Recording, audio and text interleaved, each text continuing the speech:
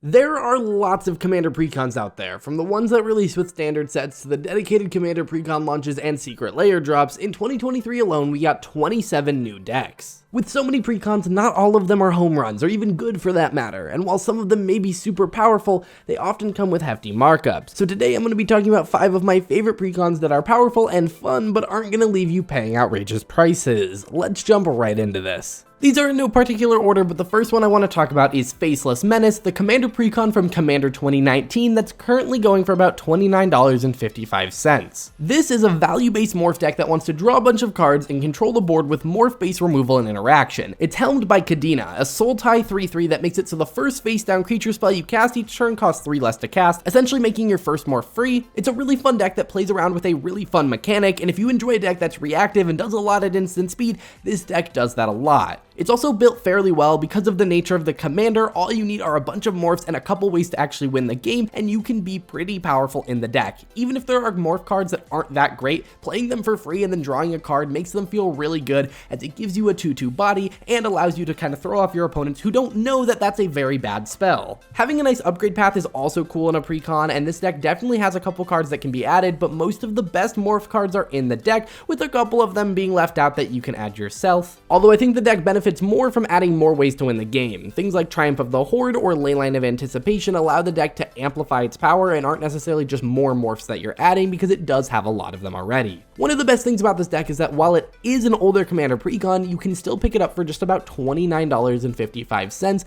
which is fairly cheap considering that you are getting such a fun and powerful deck just right out of the box. My biggest gripe with this Commander deck is that its mana base is pretty terrible. You know, it's not very common that we get Commander decks with great mana bases, but this one is especially bad, so I would recommend swapping out a couple of the basic dual lands that always enter tap for something that at least sometimes enters the battlefield untapped. The deck has about $65 worth of card value, so financially it is a decent pickup for about 30 bucks. The biggest card in the deck is Seedborn Muse, which is currently going for about $14.56, although it quickly drops out after that, with Apex Altasaur being $5.36 just being reprinted, and honestly I'd remove that card from the deck. It doesn't have a great amount of synergy, and Overwhelming Stampede at $2.74. Overall, if you're looking for a fun and reactive deck built around a mechanic that we don't see a ton, Kadena is really great. It's very unique. You know, there aren't many better commanders for morph decks, and if you think that would be a fun mechanic, it is a really great price right now to pick up. But let's move on to the next one. The next Precon I recommend you check out is the Virtue and Valor Precon from the Wilds of Eldraine Commander set. It's a fast and aggressive aura deck with an extra focus on the roll mechanic, and it's helmed by Elevir of the Wild Court, a 4-cost Selesnya 4/4 that when it enters the battlefield or attacks, you get to create a Virtuous Roll token attached to another target creature you control. The Virtuous Roll token makes enchanted creature get +1/+1 for each enchantment you control, which can spiral out of control pretty quickly. Then whenever an enchanted creature you control deals combat damage to a player, you get to draw a card, ensuring that you always have fuel in your hand to make your creatures even bigger. This deck is trying to win fast by enchanting its creatures with a bunch of enchantments, which makes the virtuous rolls even better, and then swinging for a lot of damage really quickly. But it does have some ability to stick around. There's a decent amount of recursion in the deck, allowing you to recover your auras after your creatures have died,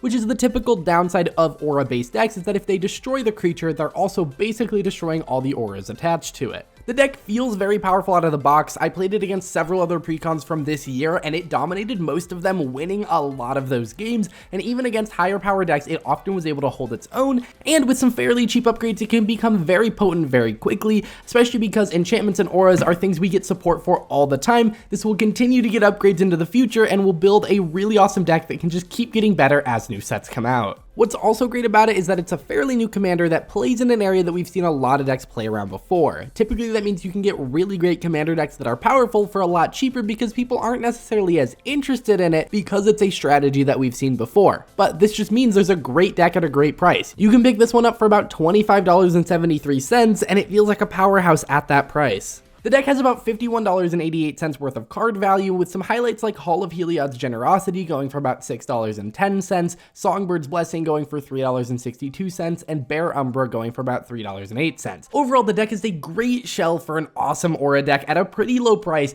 so if you're looking for that kind of gameplay, it's a great place to start. Another really great precon you might want to pick up is the Lorehold Legacies precon from Commander 2021, also known as Strixhaven Commander. This is a fun artifact deck that, despite being Boros, focuses on a value-based strategy instead of an aggressive one by recurring artifacts from the graveyard to try and help you win the game by outvaluing your opponent. The deck is helmed by Osgir the Reconstructor, which is a 4-cost Boros 4/4 with Vigilance that lets you pay 1 mana and sacrifice an artifact to give target creature +2/+2 until end of turn. You can also pay X, tap, and exile an artifact card with mana value X from your graveyard to create 2 tokens that are copies of the exiled card. It's one of the most interesting Boros precons ever made, and the Commander is one of the most popular Boros commanders in general, as it pushes away from an aggressive aggro strategy that Boros typically falls into, and instead kind of creates this fun engine-style deck, which isn't super common in red and white. The deck is a little more expensive than the previous 2 Commander decks, going for about $42.44, but the deck has a value of $81.62, with some valuable cards like Hellkite Tyrant going for $8.83, Thousand Year Elixir going for $8, Archaeomancer's Map going for $7.67, and Triplicate Titan going for $7. There are a lot of really great cards in here, and even if you don't keep the deck together in the long run,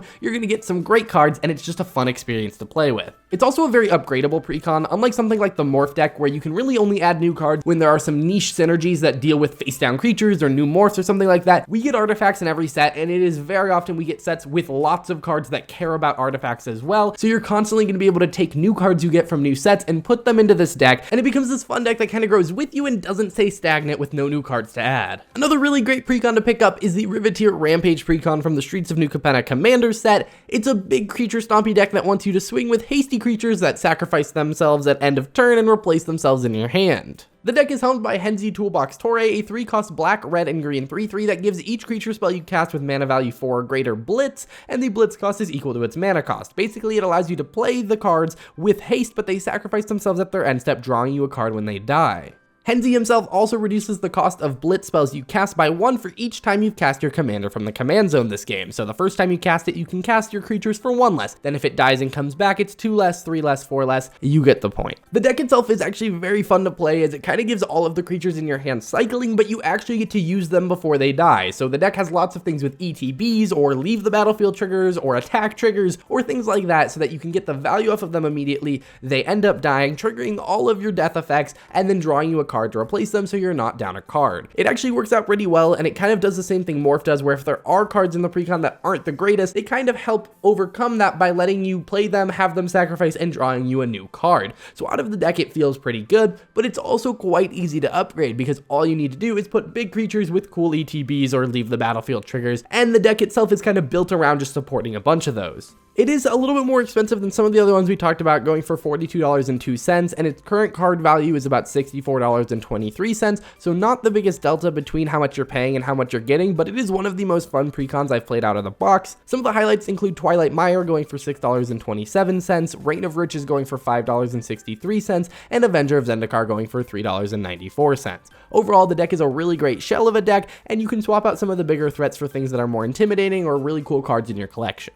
The next precon I recommend you check out is the Rebellion Rising precon from Commander All Will Be One. This is a quick token aggro strategy in Boros whose commander gives attacking tokens double strike and lets you impulsively draw to keep fueling the aggro strategy. The deck is helmed by Nayeli Sun's Vanguard, a 4-cost 3/3 that gives attacking tokens you control double strike, and then makes it so whenever one or more tokens you control attack a player, you exile the top card of your library, and then during any turn you attacked with a token, you may play that card. This is probably one of the most generic precons on the list, but it's on here for a couple of interesting reasons. First off, it's going for about $27.92, which is one of the cheapest ones that I could find that has a pretty good list that's fun to play out of the box. It's not going to be super competitive, you're not going to be crushing decks with it, but it is a fun experience out of the box for just $27.92. But the other thing is that it has a pretty high card value of $62.81, with highlights like Clever Concealment going for $16.59, Flawless Maneuver, which is a free spell that gives your stuff indestructible, going for $6.44, and staples like Boros Charm going for $3.27.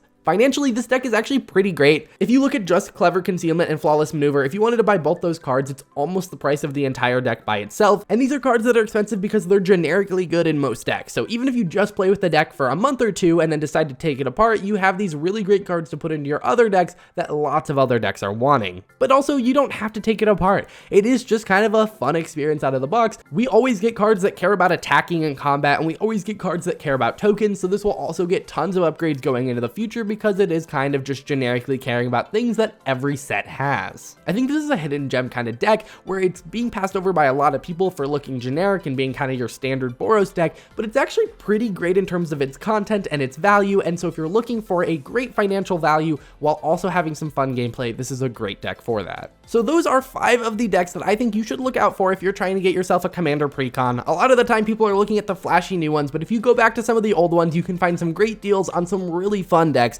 and these are just some of my favorites. If you have any favorite Commander Precons, leave them in the comments down below, and maybe I'll do another one highlighting your deck as well. If you want to see more content from me right now, check out this video where I talk about the most popular Commander cards from each set in 2023, and check out this video here where I talk about exactly what's in a Ravnica Remastered Collector Booster. I'll see you guys in the next one. Bye.